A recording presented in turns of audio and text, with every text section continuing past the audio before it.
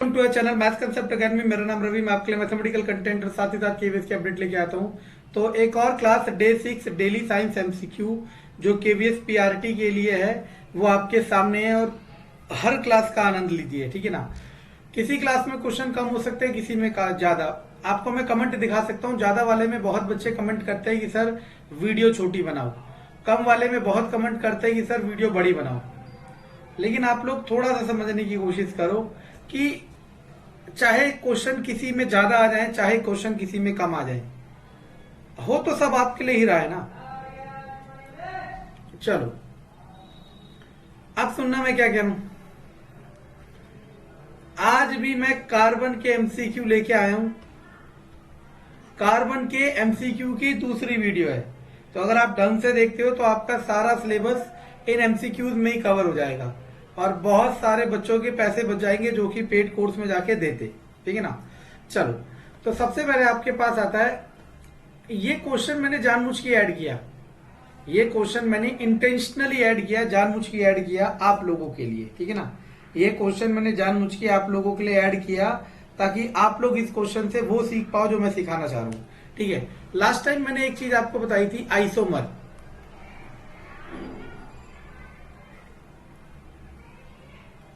Same chemical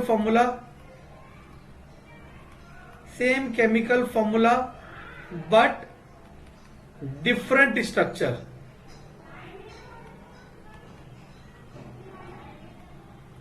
same chemical formula but different structure, उसे हमने क्या नाम दे दिया था?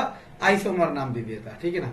अब आइसोमेरिक पेयर का मतलब वही कि दो कंपाउंड जिनका फॉर्मूला तो सेम हो लेकिन स्ट्रक्चर डिफरेंट हो।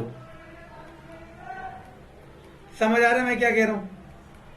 हालांकि ये क्वेश्चन मुझे ऐड नहीं करना चाहिए था, लेकिन क्योंकि अब कई लोग ये सोच सकते हैं कि 11th क्लास का क्यों ऐड कर दिया, ये 10th लेवल का ही करा रहा हूं। अभी देखना, सब समझ आएगा, ठीक है। ये इथेन है, प्रोपेन है। इथेन में कितने कार्बन होते हैं? 2। प्रोपेन में कितने कार्बन होते हैं? 2। क्या ये आइसोमेरिक पेयर हो सकते हैं? सुनना ना, इथेन में 2 कार्बन, प्रोपेन में 3 कार्बन।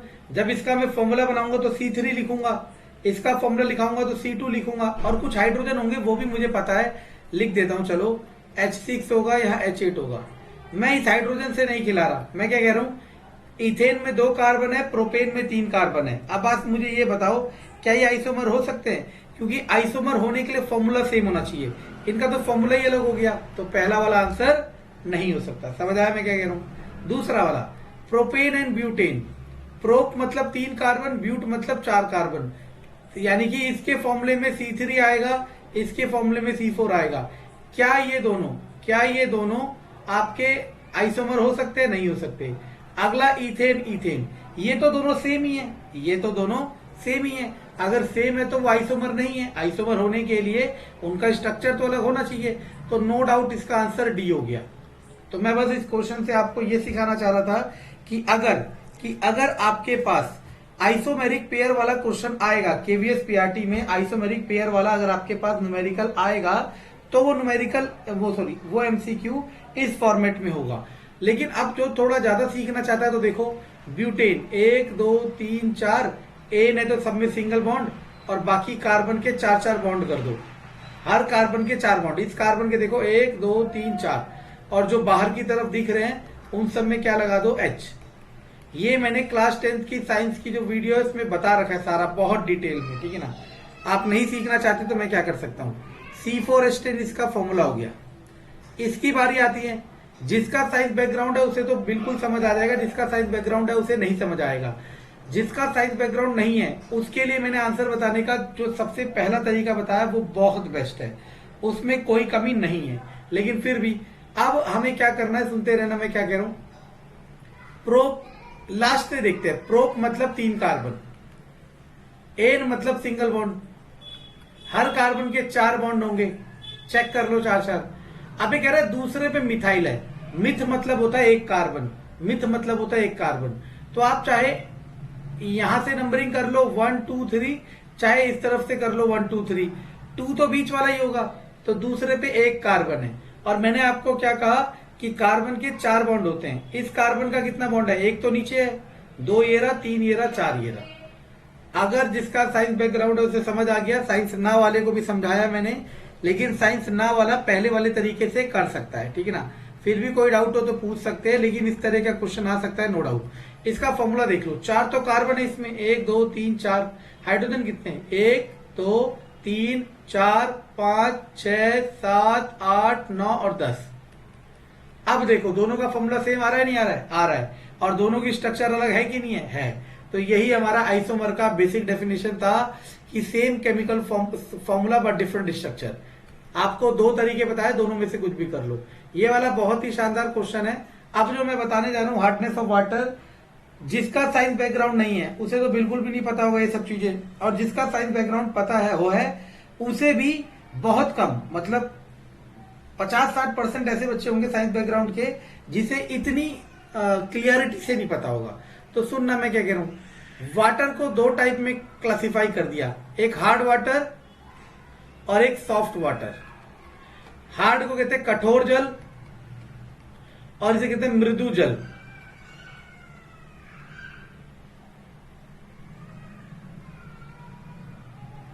और कठोर का मतलब ये बिल्कुल नहीं है कि वो पत्थर की तरह होगा, ठीक है ना।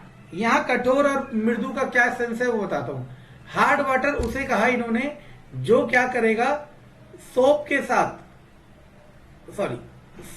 साथ फोम देगा।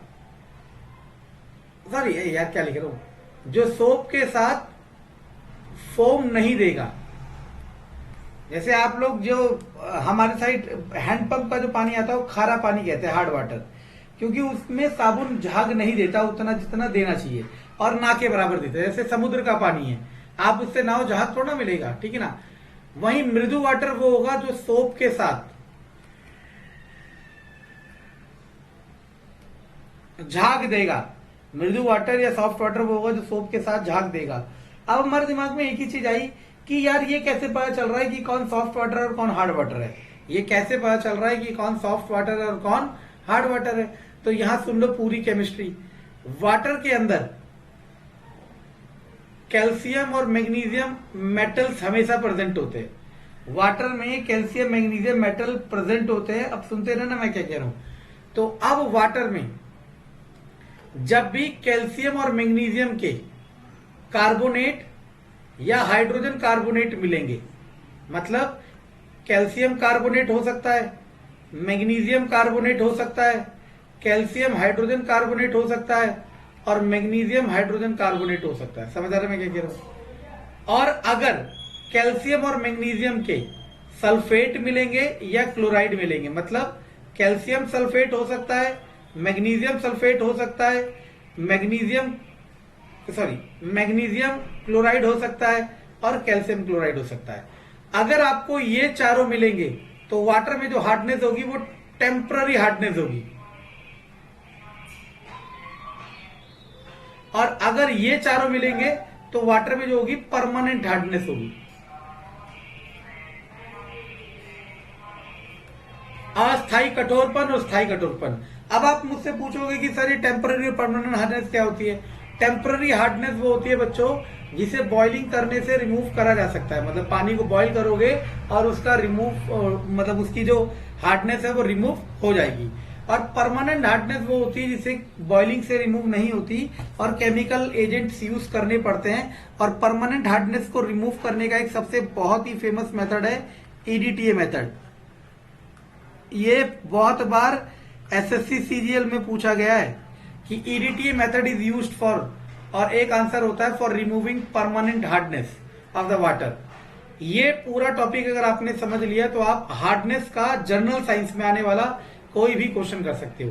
The substance for which reproduce, देखो मैंने क्या कहा, देखो ऊपर से देख लो, देखो ये सी वाला देखो, कैल्शियम कार्बोनेट और मैग्नीशियम कार्बोनेट, समझे। और अच्छा नॉट रेस्पॉन्सिबल, वही मैं सोचूं क्योंकि ये भी तो अवेलेबल है, नहीं समझे, ऊपर वाला भी है, तो नॉट रेस्पॉन्सिबल हो गया ए। क्यों, क्योंकि ए तो मैंने कहा ही नहीं, क्योंकि पानी के अंदर कौन सी मेटल्स मिलती है, सोडियम और मैग्नीशियम और कैल्शियम, और ये सॉल्ट बनाती है। हम लोगों ने मास्टर्स केमिस्ट्री, एमएससी केमिस्ट्री की बात बता रहा हूं, एमएससी केमिस्ट्री तक बता रखा है, पढ़ा रखा है, ठीक है ना। बीएससी केमिस्ट्री में भी पढ़ा रखा है कि ऐसा क्या होता है कि ये सोप इन वाटर के साथ रिएक्शन नहीं देता, और ईडीटीए मेथड को भी डिटेल में पढ़ा हुआ है कि ईडीटीए मेथड क्या करता है। बहुत सारी चीजें हैं, ठीक है, लेकिन आपके काम का जितना उससे ज्यादा बताया जा रहा है, ठीक है ना। अब बारी आती है कोवलेंट कंपाउंड की। मैंने कल लास्ट टाइम भी बताया था कोवलेंट और आयनिक कंपाउंड के बीच में डिफरेंस, तो उस चीज को मैं दोबारा रिपीट नहीं करूंगा। जिसने नहीं देखा है कल वाली वीडियो देख ले, वो डिफरेंस पता चल जाएगा, वरना क्लास 10th साइंस या फिर केवीएस साइंस वाली प्लेलिस्ट में जाके देखे। मैंने एक सेपरेट वीडियो बना रखी है, difference between covalent bond and ionic bond, या covalent compound and ionic compound. अब आपको मैंने कहा था कोवलेंट कंपाउंड क्या होते हैं, हमारे हाई मेल्टिंग पॉइंट, गलत, क्योंकि ये तो किसका होता है, आयनिक का होता है, मैंने बताया था कल।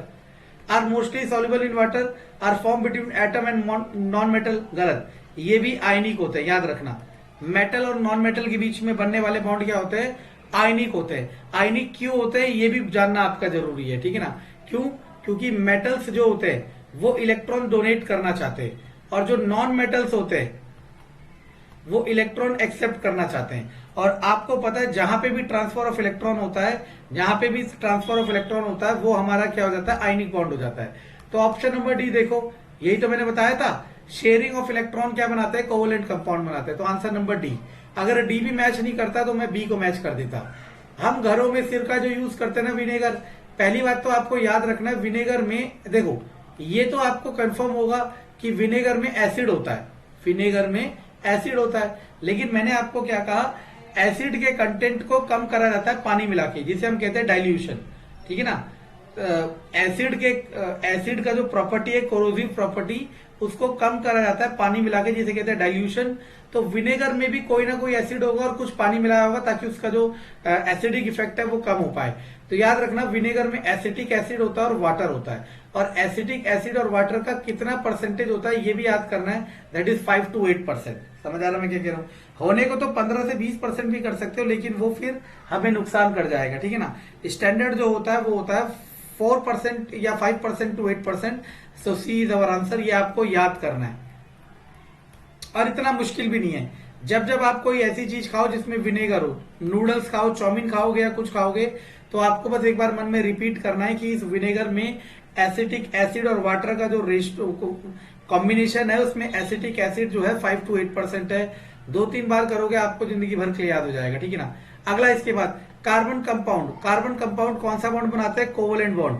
कार्बन कंपाउंड कौन सा बॉन्ड बनाते हैं, कोवलेंट बॉन्ड। ये मैंने बताया था आपको, कार्बन कंपाउंड क्या बनाते हैं, कोवलेंट बॉन्ड, ये हम पहले से ही क्लियरली कर चुके हैं। इसके बाद are good conductor of electricity, नहीं, क्योंकि कोवलेंट बॉन्ड तो कंडक्ट करते ही नहीं है, आयनिक बॉन्ड कंडक्ट करते हैं। जो मैंने डिफरेंस कराया ना, आयनिक बॉन्ड और कोवलेंट बॉन्ड, मैं कागज में लिख के दे देता हूं आपको, केवीएस पीआरटी साइंस में 1 नंबर देगा ही देगा, चाहे कुछ हो जाए। Are poor conductor of electricity, ये तो सही हो सकता है ना। Have strong force of attraction, गलत, क्योंकि स्ट्रॉन्ग किसका होता है, आयनिक का होता है। डू नॉट हैव, हाँ, तो बी और डी है किसी में, देखो ऑप्शन में ये रहा, आंसर नंबर डी। समझे,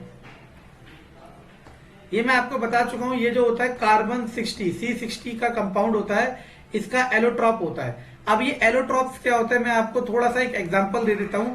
एग्जाम्पल थोड़ा सा आपको अजीब सा लग सकता है, लेकिन वो बहुत आसान है। जैसे मान लो आपने ले लिया खीर, आपने ले लिया वेज बिरयानी, जैसी पसंद है वो ले लिया, ठीक है ना, और मैंने ले लिया डोसा।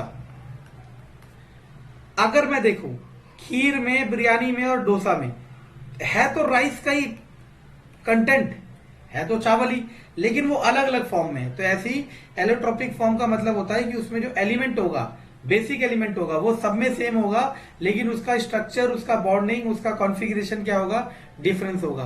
कार्बन का जो 60 C60, कार्बन के 60 एटम, 60 एटम मिलके जो स्ट्रक्चर बनाते हैं, उसका ये नाम है, आपको याद रखना। और मैं पहली वाली वीडियो में बहुत बार करा चुका हूं। मैंने जर्नल साइंस वाली सीरीज स्टार्ट की थी, वो भी आप लोगों ने पसंद नहीं की, तो उसमें भी मैंने ये क्वेश्चन बहुत बहुत बहुत बार करा रखा है, और आप लोगों ने देखा नहीं, वरना आपको समझ आता कि ये क्या चीज थी, ठीक है ना। चलो, एलियाफेटिक हाइड्रोकार्बन, देखो आप समझ सकते हो, लीनियर, लीनियर में वही हो गया, एक एल्केन हो सकता है, एक एल्कीन हो सकता है, एक एल्काइन हो सकता है। मुझे सारा पता है, जो साइंस बैकग्राउंड के सुन लो, एलाइलिक, विनाइलिक, ठीक है ना, मुझे सारे पता है, लेकिन मैं केवीएस पीआरटी के सेंस में बता रहा हूं, ये चीज बस आपको ध्यान रखनी है, ठीक है ना। पता मुझे सब है, लेकिन मैं केवीएस पीआरटी के बारे में बता रहा हूं, ये आप ध्यान रखना, ठीक है। अब इसके बाद सुनना मैं क्या कह रहा हूं। इसके बाद सॉरी, ये तो खत्म हो गया। ये जो बेंजीन होता है ना, इसका फॉर्मूला होता है C6H6। इसे एरोमेटिक कंपाउंड कहते हैं। क्लास 10th में बेंजीन सुना होता है, जिसने पढ़ना होता है। इसकी स्ट्रक्चर होती है, सुन लो, ये हर कॉर्नर कार्बन है। अब आप कहोगे कि इसमें एग्जैक्टली हाइड्रोजन कार्बन के बराबर कैसे आ गए, क्योंकि इसमें होता क्या है, कार्बन और हाइड्रोजन के बीच में अल्टरनेट डबल बॉन्ड होते हैं। मतलब इन दोनों कार्बन के बीच में डबल बॉन्ड है, फिर सिंगल, फिर डबल, फिर सिंगल। अब सुनना मैं क्या कह रहा हूं। अब इस कार्बन के कितने बॉन्ड हो गए, 4, 1 2 3 तो हो गया, 1 4। इस कार्बन का भी 1 4, इस कार्बन का भी 1 4, इस कार्बन का भी 1 4, इस कार्बन का भी 1 4, इस कार्बन का 1 4। ये बहुत यूनिक स्ट्रक्चर है, और जिसने थोड़ा भी साइंस बैकग्राउंड पढ़ा है उसे पता है, और जिन्होंने साइंस नहीं पढ़ा वो याद रखना, बेंजीन एलिफेटिक नहीं होता। बेंजीन एलिफेटिक नहीं होता, वो एरोमेटिक होता है, और उसका फॉर्मूला भी याद रखना। इवन एसएससी सीजीएल में पूछा गया है इसका फॉर्मूला, जबकि वहां पे साइंस एनसीईआरटी इतना सिलेबस का पार्ट नहीं है जितना आप लोगों के लिए, ठीक है ना। तो आप लोगों को याद करना है, समझना, जो करना वो कर लो, ठीक है ना। ओके ना, ये रिएक्शन सुनना होता क्या है। एक रिएक्शन होती है जिसमें हम वेजिटेबल ऑयल से वेजिटेबल घी बनाते हैं, ठीक है। इसी को हम कहते हैं unsaturated hydrocarbon. Unsaturated hydrocarbon, saturated hydrocarbon. Unsaturated को कहते हैं असंतृप्त, और इसे कहते हैं संतृप्त। अब आप में से कई लोग ये सोच रहे होंगे कि यार ये सब तो हमें पता नहीं और ये कराया जा रहा है। पता है, आप वो जो भी ये सोच रहा है ना, वो मेहनत करना ही नहीं चाहता है। मैंने साइंस वाली, केवीएस साइंस वाली प्लेलिस्ट में, क्लास 10th वाली साइंस वाली प्लेलिस्ट में चिल्ला चिल्ला के पूरा कार्बन चैप्टर करा रखा है, और उसमें ये सारा कुछ करा रखा है।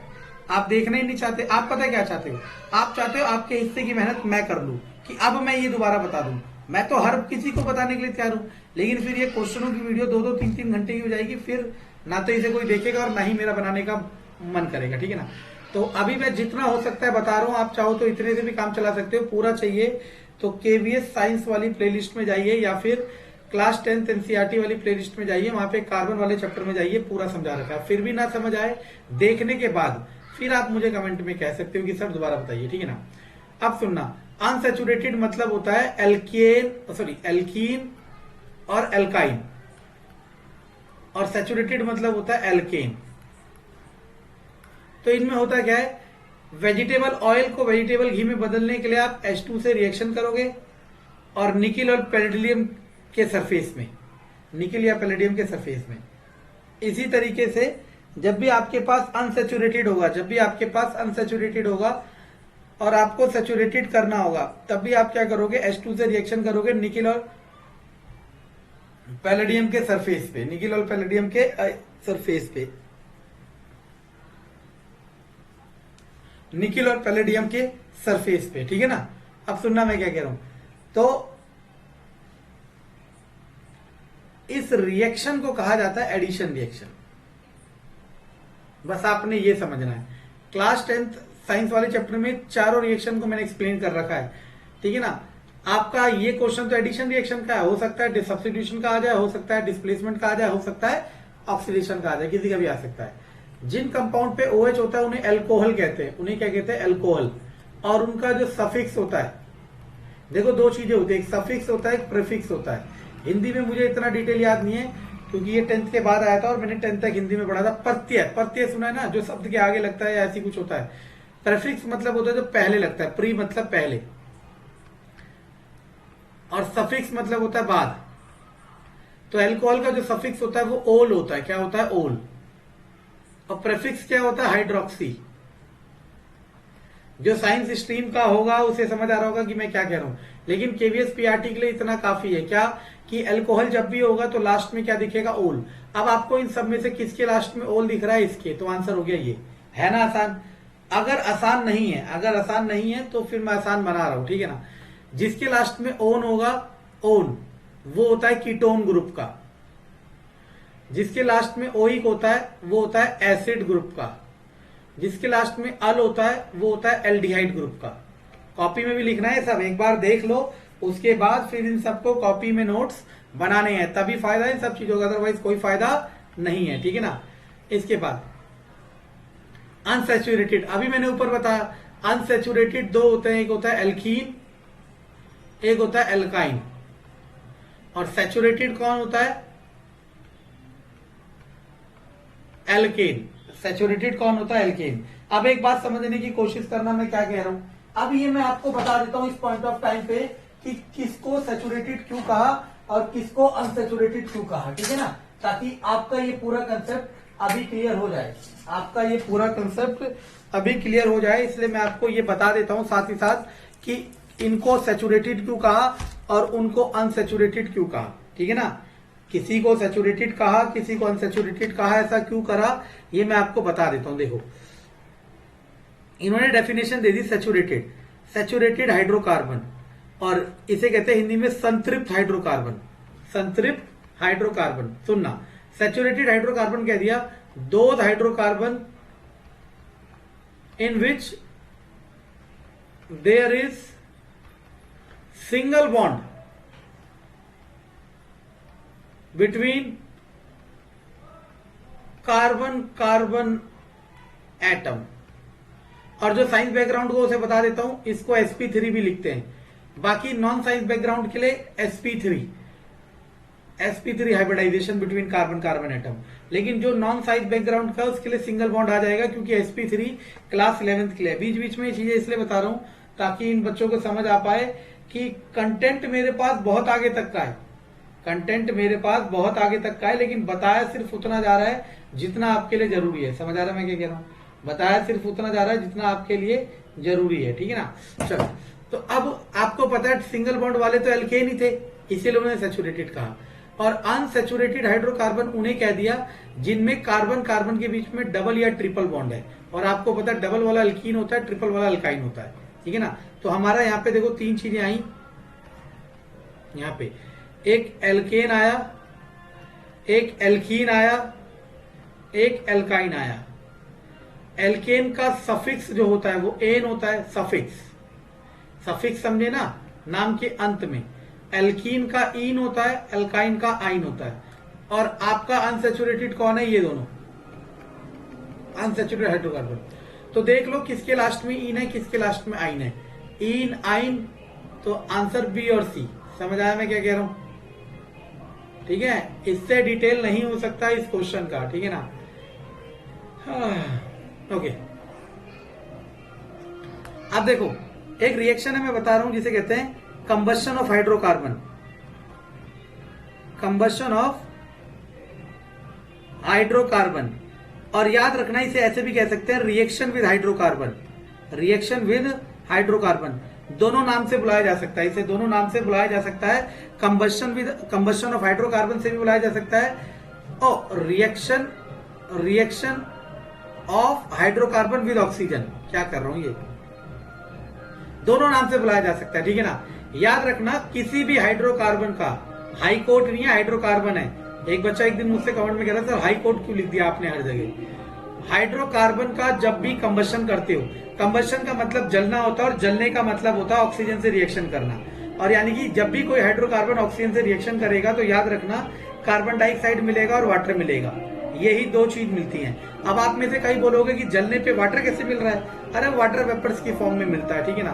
तो आंसर हो गया CO2 एंड H2O। इसको मैं डिटेल में नेक्स्ट वीडियो में और बताऊंगा, क्योंकि अभी यहाँ पे पार्टी वार्टी होने लग गई तो साउंड आ रहा है तो समझ नहीं आ रहा, ठीक है, कि क्या बोल रहे हैं, ठीक है। आई होप आपको मेरा कंटेंट पसंद आ रहा है। अगर वीडियो पसंद आया तो लाइक सब्सक्राइब शेयर जितना कर सकते हो करो, क्योंकि ये सब आपके लिए किया जा रहा है। धन्यवाद।